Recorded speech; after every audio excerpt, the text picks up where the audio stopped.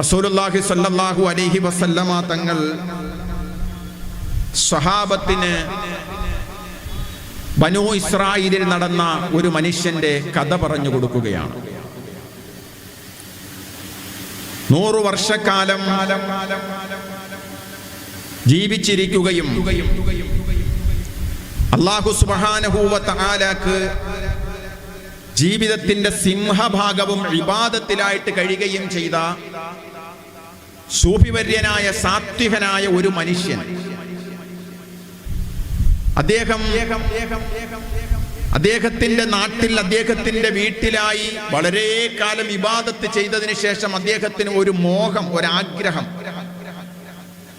ജനങ്ങൾ ആരുമില്ലാത്ത ഒഴിഞ്ഞ ഒരു ദ്വീപിൽ ചെന്ന് എനിക്ക് ഇബാദത്ത് ചെയ്യണം എന്റെ മരണം വരെ. അങ്ങനെ അദ്ദേഹം താമസിക്കുന്ന നാട്ടിൽ നിന്നും ജനവാസമില്ലാത്ത ഒരു ദ്വീപിൽ അദ്ദേഹം യാത്ര ചെയ്തു പുറപ്പെട്ടു. വളരെ വർഷങ്ങളോളം ആ ദ്വീപിൽ അദ്ദേഹം ഇബാദത്തിലായി കഴിഞ്ഞുകൂടി ആ നല്ല മനുഷ്യൻ. അങ്ങനെ കുറെ നാൾ ഇബാദത്തിൽ കഴിയുമ്പോൾ അദ്ദേഹത്തിന് ഒരു മോഹം, ഒരാഗ്രഹം. ഞാൻ മരിക്കുന്ന സന്ദർഭം അള്ളാഹുവിന്റെ അടുക്കൽ ഞാൻ സുജൂദിലായിട്ട് കിടക്കുന്ന വേളയിൽ എനിക്ക് മരണപ്പെടണം. പടച്ച തമ്പുരാന്റെ ദർബാറിലേക്ക് കരങ്ങൾ ഉയർത്തിയിട്ട് ആ മനുഷ്യൻ പ്രാർത്ഥിച്ചു, അല്ലാഹുവേ, 100 ചില്ലുവാനം വർഷം നിനക്ക് ഞാൻ ഇബാദത്ത് ചെയ്തു. ഇനി എനിക്കൊരൊറ്റ ആഗ്രഹമേയുള്ളൂ, നിന്റെ മുന്നിൽ സമർപ്പിക്കുവാൻ. എനിക്ക് നീ മരണം നിശ്ചയിച്ചിരിക്കുന്ന ആ സന്ദർഭമുണ്ടല്ലോ, ഞാൻ എന്റെ നെറ്റിത്തടം നിന്റെ മുന്നിൽ സമർപ്പിച്ച് സുജൂദ് ചെയ്യുന്ന വേളയിൽ അല്ലാഹുവേ, നീ എന്റെ റൂഹിനെ പിടിക്കണം, എന്നെ മരിപ്പിക്കണം. അല്ലാഹു സുബ്ഹാനഹു വ തആല ഈ മനുഷ്യനെ സുജൂദിൽ കിടന്ന അവസ്ഥയിൽ തന്നെ മരിപ്പിച്ചു. ഇങ്ങനെയൊക്കെ കൊതിക്കുക എന്ന് പറയുന്നത്, പ്രിയമുള്ള സഹോദരങ്ങളെ, നമുക്കും കഴിയുന്ന ഒന്നാണ്. അല്ലാഹുവേ, മരണം എനിക്കും ഒരു നാള് നിർബന്ധമാണ്. ഞാനും ഒരു നാള് മരണമെന്ന സത്യത്തിന്റെ മുന്നിൽ കീഴടങ്ങേണ്ടിയുള്ളവനാണ്. പക്ഷേ മരണം നീ എനിക്ക് നിശ്ചയിച്ചിരിക്കുന്ന സന്ദർഭത്തിൽ നല്ല സ്ഥലത്ത് വെച്ചുകൊണ്ട് നല്ല പ്രവർത്തനങ്ങളുമായിട്ട് ബന്ധപ്പെടുമ്പോൾ എന്നെ മരിപ്പിക്കണേ അല്ലാ എന്ന് റബ്ബിനോട് നമുക്കും ദുആ ചെയ്യാൻ കഴിയണം. മൂസാ നബി അലൈഹി സ്വലാത്തു വസ്സലാമിന്റെ റൂഹ് പിടിക്കാൻ വന്നപ്പോൾ പറഞ്ഞില്ലേ, എനിക്ക് അല്ലാഹുവിനോടൊരു പ്രാർത്ഥനയുണ്ട്, എന്നെ മസ്ജിദുൽ അഖ്സയിലേക്ക് എത്തിക്കണം, ബൈത്തുൽ മുഖദ്ദിസിലേക്ക് എന്നെ എത്തിച്ചിട്ട് എന്റെ ആത്മാവിനെ പിടിക്കാൻ അസ്രായീലിനോട് പറഞ്ഞു. മഹാന്മാരെല്ലാം അങ്ങനെ കൊതിച്ചവരാണ്, ആഗ്രഹിച്ചവരാണ്. ദുനിയാവിൽ നമുക്ക് ഇഷ്ടപ്പെട്ട സ്ഥലത്ത് നമ്മൾ വീട് വെച്ച് നമ്മൾ താമസിക്കുന്നുണ്ട്, ഇഷ്ടപ്പെട്ട സ്ഥലങ്ങളിലേക്ക് നമ്മൾ യാത്ര പോകുന്നുണ്ട്. എന്തുകൊണ്ട് ഈ ദുനിയാവിൽ നിന്നും അടുത്ത ലോകമാകുന്ന ബർസഖാകുന്ന ഖബറിലേക്ക് പോകാൻ നമ്മൾ ഒരുങ്ങുമ്പോൾ ഇഷ്ടപ്പെട്ടതായ ഒരു സ്ഥലത്ത് വെച്ചുകൊണ്ട് അല്ലാഹുവിനെ പൊരുത്തപ്പെട്ട പ്രവർത്തനങ്ങളുമായിട്ട് വ്യാപൃതരാകുന്ന സന്ദർഭത്തിൽ എന്നെ അങ്ങ് മരിപ്പിക്കണേ അല്ലാ എന്ന് നമുക്ക് ദുആ ചെയ്തുകൂടാ? ഈ മനുഷ്യൻ ദുആ ചെയ്തു. പടച്ച തമ്പുരാൻ ആ മനുഷ്യന്റെ ദുആ സ്വീകരിച്ചു. സുജൂദിൽ കിടക്കുന്ന വേളയിൽ ഈ മനുഷ്യന്റെ ആത്മാവിനെ മരണത്തിന്റെ ദൂതൻ ഖാബിലുൽ അർവാഹ് അസ്രായീൽ അലൈഹിസ്സലാത്തു വസ്സലാം പിടിച്ചു എന്ന് റഹ്മത്തുൽ ലിൽ ആലമീൻ മുഹമ്മദ് മുസ്തഫ. സ്വലാത്ത് ഉറക്കെ ചൊല്ലിക്കോ. ഇനി ഇതുപോലൊരു മജ്ലിസ് നമുക്ക് കിട്ടുമെന്നറിയത്തില്ല. ഇനി മാണിക്കൽ മുസ്ലിം ജമാഅത്തിന്റെ ആഭിമുഖ്യത്തിൽ ഇതുപോലെ ഇൽമിന്റെ മജ്ലിസ് സംഘടിപ്പിക്കുമ്പം നമ്മൾ എത്ര പേരോട് ഉണ്ടാകുമെന്ന് അറിയാൻ പറ്റുമോ? അപ്പൊ അതുകൊണ്ട് ഉറക്ക സലാത്ത് ഇല്ലിക്കോ. സലാത്ത് നമ്മുടെ മുത്തുനബി സല്ലല്ലാഹു അലൈഹി വസല്ലമയോടുള്ള മഹബ്ബത്തിന്റെ അടയാളമാണ്. അള്ളാഹു മരണം വരെയും സ്വലാത്ത് കൊണ്ട് നമ്മുടെ നാവിനെ പച്ച പിടിപ്പിക്കുമാറാകട്ടെ. ഈ മനുഷ്യൻ അങ്ങ് മരിച്ചു സുജൂദിൽ കിടന്ന് ആഗ്രഹം സഫലീകൃതമായി.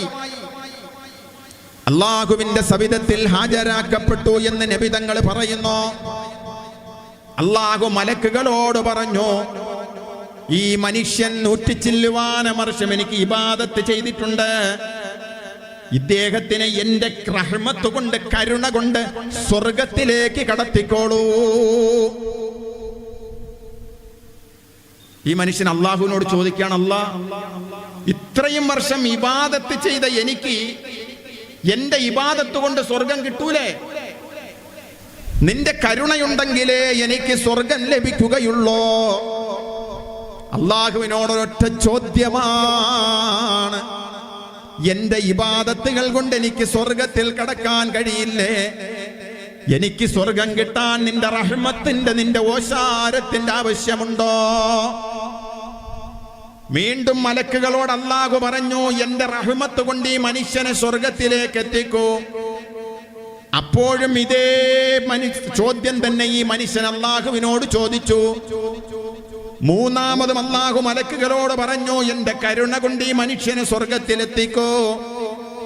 മൂന്നാമത്തെ പ്രാവശ്യവും ഈ മനുഷ്യൻ റബ്ബിനോട് ചോദിച്ചു, അല്ലാഹ്, എനിക്ക് എന്റെ അമലുകൾ കൊണ്ട് സ്വർഗത്തിലെത്താൻ സാധിക്കില്ലയോ? അല്ലാഹു മലക്കുകളോട് പറയുകയാണ്, മലക്കുകളെ, ഈ മനുഷ്യൻ ചോദിച്ചത് നിങ്ങൾ കേട്ടില്ലയോ? ഈ മനുഷ്യനെ ജീവിതത്തിൽ ചെയ്ത മുഴുവൻ അമലുകളും നിങ്ങൾ എടുക്കണം. എന്നിട്ട് ഞാൻ ഈ മനുഷ്യന് കൊടുത്ത മുഴുവൻ അനുഗ്രഹങ്ങളും ഒന്നെടുക്കണം. രണ്ടും കൂടി ഒന്ന് തുലനം ചെയ്തു നോക്കൂ മലക്കുകളെ. മലക്കുകൾ വെരിഫൈ ചെയ്തു. ഈ ദുനിയാവിൽ ജീവിച്ചിരുന്ന കാലം മുഴുവനും അല്ലാഹു ഈ മനുഷ്യന് കൊടുത്ത മുഴുവൻ നിഅമത്തുകളും അനുഗ്രഹങ്ങളും മലക്കുകൾ എണ്ണി തിട്ടപ്പെടുത്തി. ഈ മനുഷ്യൻ അല്ലാഹുവിന് ചെയ്തതായ ഇബാദത്തുകളും രേഖപ്പെടുത്തി. മലക്കുകൾ പറഞ്ഞു, അല്ലാഹുവേ, ഈ മനുഷ്യൻ 100 വർഷം നിനക്ക് ഇബാദത്ത് ചെയ്തതുണ്ടല്ലോ. നീ ഈ മനുഷ്യന് കൊടുത്ത കോടാനുകോടി അനുഗ്രഹങ്ങളിലെ 2 കണ്ണുകൾക്ക് പോലും പകരമായിട്ടില്ല അല്ലാഹ്. അലം നജ്അൽ ലഹു ഐനൈൻ വലിസാനം വശഫതൈൻ വഹദൈനാഹു നജ്ദൈൻ. ഈ മനുഷ്യന്റെ ഇബാദത്ത് നീ കൊടുത്ത 2 കണ്ണുകൾക്ക് പകരമായിട്ടില്ല. അല്ലാഹു പറഞ്ഞു, മലക്കുകളെ നരകത്തിലേക്ക് കൊണ്ടുപോകൂ. അവിടെ വീണു പൊട്ടിക്കരയാൻ തുടങ്ങി. അല്ലാഹുവേ, നീ കരുണക്കടലാണ്, നീ കാരുണ്യവാനാണ്, നീ റഹ്മാനാണ്, റഹീമാണ്. നിന്റെ വിശാലമായ കരുണ കൊണ്ട് എനിക്ക് സ്വർഗം നൽകണേ അല്ലാഹ്. സഹോദരങ്ങളെ, ഞാനും നിങ്ങളും ആലോചിക്കണം. ജീവിതത്തിൽ എത്രയോ നമസ്കാരങ്ങൾ നമുക്ക് അലസമായി നഷ്ടപ്പെട്ടിട്ടുണ്ട്. എത്രയോ നമസ്കാരം നമ്മൾക്ക് കള ആയിട്ടുണ്ട്. ഇനി നമസ്കരിച്ചത് തന്നെ ഇല്ലിയീൻ എന്ന സ്വർഗത്തിലേക്ക് ഉയർത്തപ്പെട്ടത് എത്രയുണ്ട്. നമ്മുടെ ജീവിതത്തിൽ നന്മകളെക്കാൾ കൂടുതൽ തിന്മകളുടെ പട്ടികകളാണല്ലോ പറയാനുള്ളത്. നമ്മുടെ ജീവിതത്തിൽ നമുക്ക് അല്ലാഹുവിന്റെ അടുക്കൽ കൊണ്ടുപോകാൻ, കൊടുക്കാൻ നമുക്കെന്തുണ്ട്? ഞാനും നിങ്ങളും ആലോചിച്ചു നോക്കൂ. മുത്തു മുഹമ്മദ് മുസ്തഫ സല്ലല്ലാഹു അലൈഹി വസല്ലമ തങ്ങള് ബനൂ ഇസ്രായീലിലെ ഈ മനുഷ്യന്റെ ചരിത്രം സഹാബത്തിന് പറയുമ്പോൾ സഹാബത്തിന്റെ കവിൾത്തടത്തിലൂടെ കണ്ണുനീരിങ്ങനെ ചാലിട്ടൊഴുകുന്നു. സഹാബത്ത് കരഞ്ഞുകൊണ്ട് ചോദിക്കുകയാണ്, അല്ലാഹുവിന്റെ ദൂതരേ, അങ്ങേക്കും നാളെ രക്ഷപ്പെടാൻ പടച്ച തമ്പുരാന്റെ കാരുണ്യം വേണമോ നബിയേ? ചിന്തിക്കണം ഞാനും നിങ്ങളും. ഒരു വഅദ് വെച്ചാൽ വരാൻ നമുക്ക് സമയമില്ല. ഒരു ഇൽമിന്റെ മജ്ലിസ് വെച്ചാൽ വരാൻ നമുക്ക് സമയമില്ല. ദീനിന്റെ കാര്യങ്ങൾ കേൾക്കാൻ നമുക്ക് സമയമില്ല. ദീനിന്റെ കാര്യങ്ങൾ പഠിക്കാൻ നമുക്ക് സമയമില്ല. ഒരു ദിവസത്തിന്റെ 24 മണിക്കൂറിന്റെ സിംഹഭാഗവും മൊബൈലിൽ ചിലവഴിക്കാൻ നമുക്ക് സമയമുണ്ട്. കടത്തിണ്ണകളിലും കടവാരാന്തകളിലും ഇരുന്നുകൊണ്ട് ആവശ്യമില്ലാത്തത് പറയാനും കേൾക്കാനും സമയമുണ്ട്. സുബഹി കഴിഞ്ഞിട്ട് പടച്ച തമ്പുരാന്റെ വിശുദ്ധമായ ഖുർആനിന്റെ ഒരു പേജ് ഒന്ന് പാരായണം ചെയ്യാൻ നമുക്ക് സമയമില്ല. ചൂടുമാറാതെ വീട്ടിന്റെ പൂമുഖത്തേക്ക് കൊണ്ടുവന്ന് വലിച്ചെറിഞ്ഞിട്ട് പോകുന്ന മുഴുവൻ പത്രങ്ങളും കാണാതെ പഠിക്കാൻ നമുക്ക് സമയമുണ്ട്. പടച്ച തമ്പുരാന്റെ ഖുർആൻ ഒരു പേജ് ഓതാൻ നമുക്ക് സമയമില്ല. മഗ്രിബ് കഴിഞ്ഞിട്ട് മരിച്ചുപോയി കബറിൽ കിടക്കുന്ന വാപ്പാക്ക് വേണ്ടി ഉമ്മാക്ക് വേണ്ടി ഒരു യാസീനോദി ഹദിയ ചെയ്യാൻ നമുക്ക് സമയമില്ല. സൂറത്തുൽ വാഖിയ എന്ന ദാരിദ്ര്യം മാറാനുള്ള സൂറത്തുൽ ഗിന എന്നുകൂടി പേരുള്ള വാഖിയ സൂറത്ത് രാത്രിയിലൊന്ന് പാരായണം ചെയ്യാൻ നമ്മുടെ പെങ്ങന്മാർക്കൊന്ന് സമയമില്ല. നമ്മൾ സ്വർഗത്തിൽ പോകാൻ കാത്തിരിക്കുകയാണ്. 100 ചില്ലുവാനും വർഷം ജീവിച്ച ഈ മനുഷ്യന്റെ കഥ പ്രവാചകൻ സ്വഹാബത്തിനങ്ങ് പറയുമ്പോൾ പൊട്ടിക്കരയുകയാണ്. എന്നിട്ട് ചോദിക്കുന്നു, യാ റസൂലല്ലാഹ്, അങ്ങേക്കും സ്വർഗത്തിൽ പോകാൻ, അങ്ങേക്കും നാളെ രക്ഷപ്പെടാൻ അല്ലാഹുവിന്റെ കരുണ വേണമോ നബിയേ? നിങ്ങൾ ആലോചിച്ചു, ആരാ സ്വർഗത്തിന്റെ സമുദ്ഘാടകൻ? സ്വർഗത്തിന്റെ സമുദ്ഘാടകൻ മുഹമ്മദ് മുസ്തഫ. ഉറക്കെ പറ, മുഹമ്മദ് മുസ്തഫ. ഫഖൻ നബിയീന ഫീ ഖൽഖിൻ വഫീ ഖുലുഖി വലം യുദാനുഹു ഫീ ഇൽമിൻ വലാ കറമി. ലോകത്ത് ഇതുപോലൊരു മനുഷ്യനുണ്ടോ? സകല പ്രവാചകന്മാരുടെയും നേതാവാണ് മുഹമ്മദ് മുസ്തഫ. സകല സൃഷ്ടികളിലെയും ഉത്തമനാണ് മുഹമ്മദ് മുസ്തഫ. ആദം നബി അലൈഹിസ്സലാം മുതൽ ഖിയാമത്ത് നാൾ വരെയുള്ള മുഴുവൻ ആളുകളുടെയും ഇൽമ് അല്ലാഹു നൽകപ്പെട്ട പ്രവാചകനാണ്.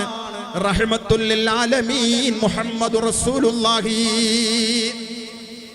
ആ പ്രവാചകനോട് സഹാബത്ത് ചോദിച്ചപ്പം നബി തങ്ങളുടെ മറുപടി എന്താണെന്നറിയുമോ? ഞാൻ പള്ളിയിലെ ഇമാമാണ്, ഡയറക്റ്റ് അങ്ങ് സ്വർഗത്തിലെത്താമെന്ന് വിചാരിക്കുന്നവരുണ്ട്. ഞാൻ പള്ളിയുടെ പ്രസിഡന്റാണ്, സെക്രട്ടറിയാണ്, സ്വർഗത്തിലെത്താമെന്ന് വിചാരിക്കുന്നവരുണ്ട്. ഞാൻ ഇത്ര ലക്ഷം രൂപ ദീനിന് ഹദിയ ചെയ്തവരാണ്, സ്വർഗത്തിലെത്താമെന്ന് വിചാരിക്കുന്നവരുണ്ട്. ഞാൻ ഇന്ന കാര്യങ്ങളൊക്കെ ചെയ്തവരാണ്, ഞാൻ എന്റെ പ്രായപൂർത്തിയായ നാട് മുതൽ നമസ്കാരം മുറ പോലെ നിർവഹിക്കുന്നു, എനിക്ക് സ്വർഗത്തിലെത്താൻ ഇതൊക്കെ ധാരാളമാണെന്ന് ചിന്തിക്കുകയാണെങ്കിൽ പ്രവാചകന്റെ ഈ ഹദീസ് ഒന്ന് ചിന്തിച്ചോളൂ. മുത്ത് നബി തങ്ങൾ പറഞ്ഞു, സഹാബാ ഇല്ലാ യതഗമ്മദനി അല്ലാഹു ബിർറഹ്മാ. ഈ മുഹമ്മദിനെയും പടച്ച തമ്പുരാന്റെ കാരുണ്യം കൊണ്ട് പൊതിയപ്പെട്ടില്ല എങ്കിൽ നാളെ എനിക്കും രക്ഷയില്ല സഹാബാ. ലോകത്തിന് മുഴുവൻ കരുണക്കടലായ മുഹമ്മദ് മുസ്തഫ, റഹ്മത്തുൽ ലിൽ ആലമീനായ മുഹമ്മദ് മുസ്തഫ തങ്ങളാണ് പറയുന്നത്, ഈ മുഹമ്മദിനും രക്ഷപ്പെടണമെങ്കിൽ പടച്ച തമ്പുരാന്റെ കാരുണ്യം വേണം.